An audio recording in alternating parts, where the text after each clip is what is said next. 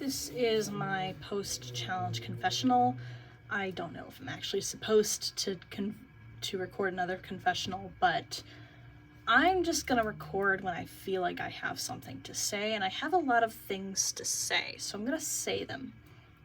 Kind of like I said before, I'm worried because, well, I'm very happy that we won the challenge. I'm feeling a lot more comfortable because from where I've seen watching Survivor, the team that loses tends to keep losing, and we were ahead by a decent amount.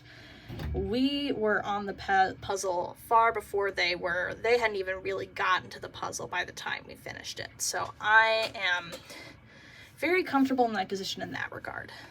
That being said, the current tribe makeup is the worst I could have asked for because we've got, well, maybe not the worst, because we've got Drew and Nathan who seem to naturally click, and we have Caroline and Kennedy who seem to naturally click, which leaves me kind of on the outs because I'm a weirdo, which I kind of expected to happen.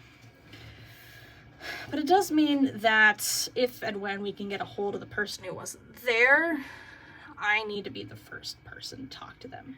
I'm not entirely sure what's happening with that, or even if like that will happen. I'm not going to bank on it. So I have a few things.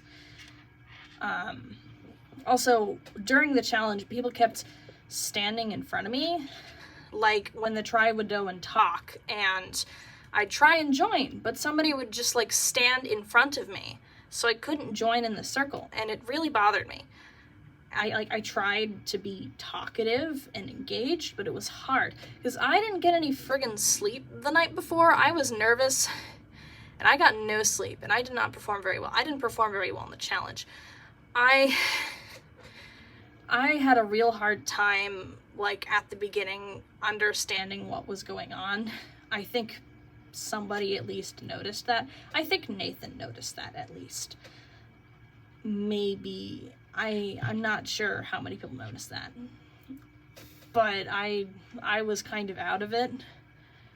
I spent a while because I didn't realize that I didn't have to detach the two ropes that were together on the hula hoop thing, and then I got lost and they came from the other way, and people thought it was funny, but like that doesn't help my case. Well, I mean, funniness kind of does, but I'm worried.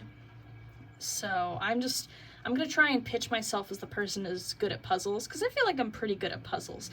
Was I the best at the puzzle then? No.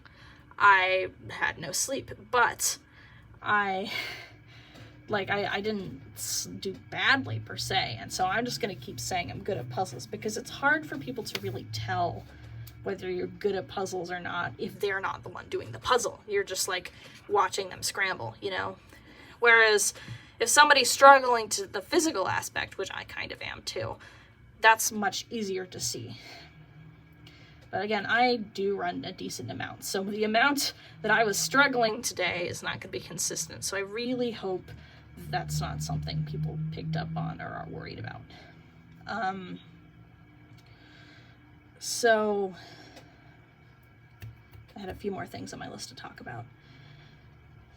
So I was a little concerned that when Caroline was like, hey, are we able to change puzzle pieces? And they're like, no. I'm like, are you talking about me? I hope you're not talking about me. Did I really seem like I'm that bad?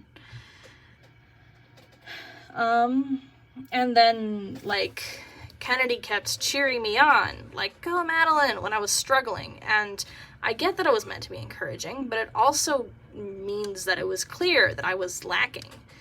And so that's, like, it's, I don't know, it always kind of offends me when people do that, you know? And Kennedy is probably the biggest obvious threat because she takes up the room when she's there, you know? She's the one everyone looks to and turns to. She is the naturally in charge. And I've always, like, find people like that tend to rub me the wrong way a little bit. And I know there's not really a logic to it, but I also feel like it makes her a big threat, right? So there's Kennedy, who seems like she's the top dog. A little bit of Nathan there too. So I'm like, I need to find one person, out of the two pairs, I need to find one person to talk to, right? And so I was either going to be Drew or Caroline, right?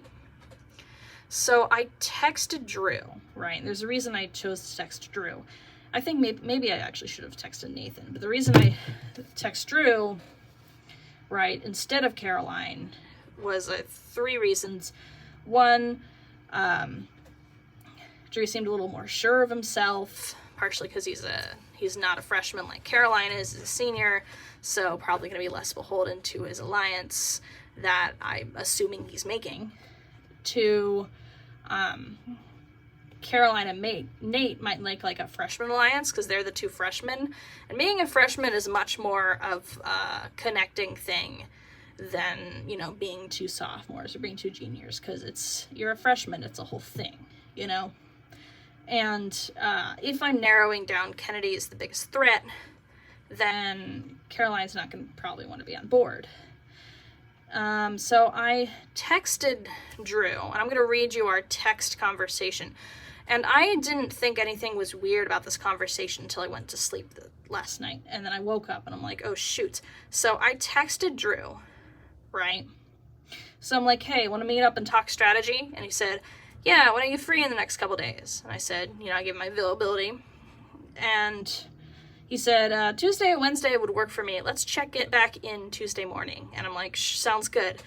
Which seems normal, right? But at the same time, if he wants to check in, like he doesn't want to commit to even meeting yet, it makes me think he might want to talk to somebody else before he talks to me, which I took to be concerning, right? I'm assuming that person's probably Nathan, because, you know, when we were all walking back, it was Drew and Nathan were talking the whole way, and then Kennedy kind of went that way, but wasn't really talking to them. And me and Caroline went the same way, but we didn't talk that long because we were going in opposite directions, and I was tired. But now I'm worried that Drew and Nathan are probably going to be too strong of an alliance, right? I don't know if I'm reading too much into it, but overthinking things is my one thing that I have as my weapon. So I'm going to keep overthinking things. I think they're going to be a powerful alliance that I think that it's best if I switch. Because I have to, if I want to be in a big numbers, I got to choose one of the 2 groups to be in. And I think I'm changing my mind from yesterday. I think I want to go with the girls. We're going to have a girls alliance. Even if Kennedy intimidates me a little bit with her kind of just commandingness that's kind of unintentional, I don't know if I really want to work for it, because I feel like I worry working with her, my voice would get drowned out because she has that kind of dominance. Maybe I shouldn't have worried about that with Nate, but it's definitely something I'm worried about with Kennedy. But if I'm going to be working with Caroline, then I think it's better if it's me, Caroline, Kennedy versus Drew and Nate. We have like a girls versus boys thing. I think that puts me in the best situation. So I reached out to Caroline. She said she has a bunch of work to do, but she'll text me when she's available, and I'm like, sure.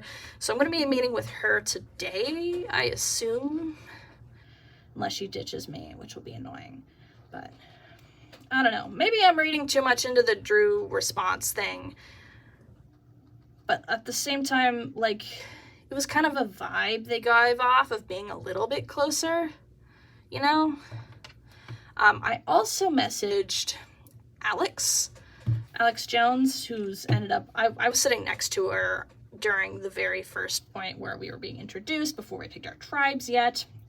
And I felt like I clicked with her, like we connected in a way that I don't really feel like I connect with any of my tribe mates.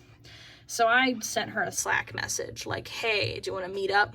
Thinking this might be a good opportunity for a trans tribe alliance, like trans side alliance. I don't know if she'll trust me now that she finds out that I'm on an evil tribe, but that's something I think I'm gonna have in the bag. I don't know for sure yet. But, yeah, I don't know. It was like, everyone in my tribe was like, oh, I'm not evil. I guess they were just trying to fill the evil people. I must have been, like, odd one out. I know for a fact that during my preseason confessional, I said I wanted to be a villain because that would be fun.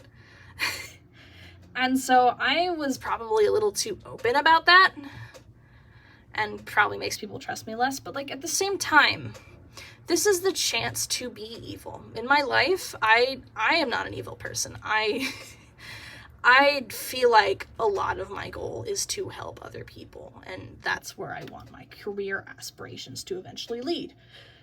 But this is a game, and this is the chance to be evil without the same kind of repercussions, and I am looking forward to it. If I get the chance. I had one more thing. What was the other thing I wanted to mention? Hold on. Oh yeah. The other thing was the clue that we got. Our tribe got a clue. Well, our crew was given a reward for winning the challenge. It was a piece of paper, had a clue on it. You guys probably seen the paper. It says, like, what it says is move one letter 3 to the left. So, for example, D becomes A, right? My tribe seemed confused about what it was. I'm like, you're just changing the letter.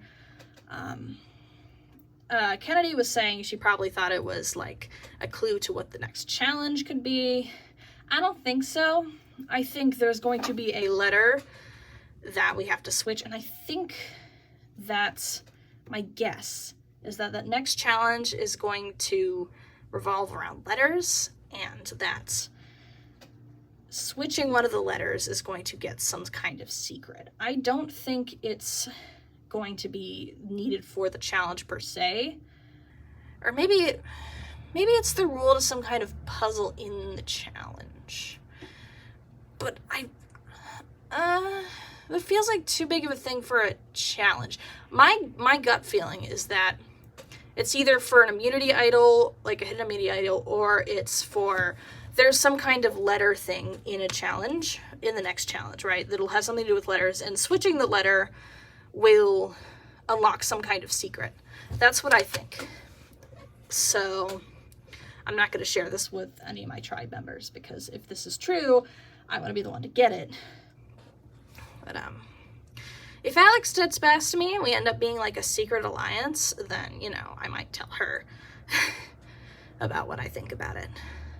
But other than that, I'm just waiting my time. The maps for where the hidden immunity idols have not come out yet, but I texted Delaney. She reminded me where she said verbally that the boundaries were. And so I'm gonna just like systematically go searching places, because I feel like I am in a, I don't even know if I'm in a tough spot. I feel like I can weasel my way out of being on the bottom. But I feel like I'm more intense than my tribe mates, and I think I'm gonna be searching more than them. As soon as I get, well, maybe not soon as good I got this call, because I have some work to do, but I'm just going to be going through systematically every day, searching through campus within the area for idols. And I'm not going to wear my hat because it's going to be too conspicuous, because everyone will recognize me by my hat. But I'm going to be searching. And yeah, that's about all I have to say.